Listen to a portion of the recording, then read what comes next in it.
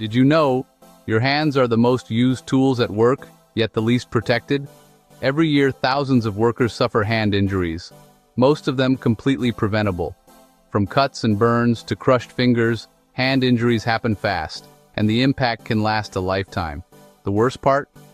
People often ignore the simplest precautions. Why does this keep happening?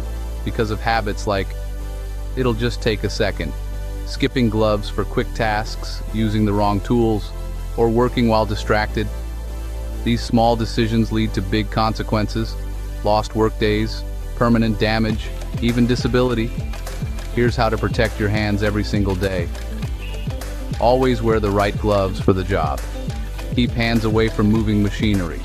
Use tools, not your hands, for risky tasks. Stay focused. Most injuries happen when attention slips. Report hazards before they become accidents. Remember, safety isn't slow, it's smart. Your hands build, create, and provide. Protect them like your future depends on it, because it does. If this helped you, hit like, subscribe, and share, because safety awareness saves lives.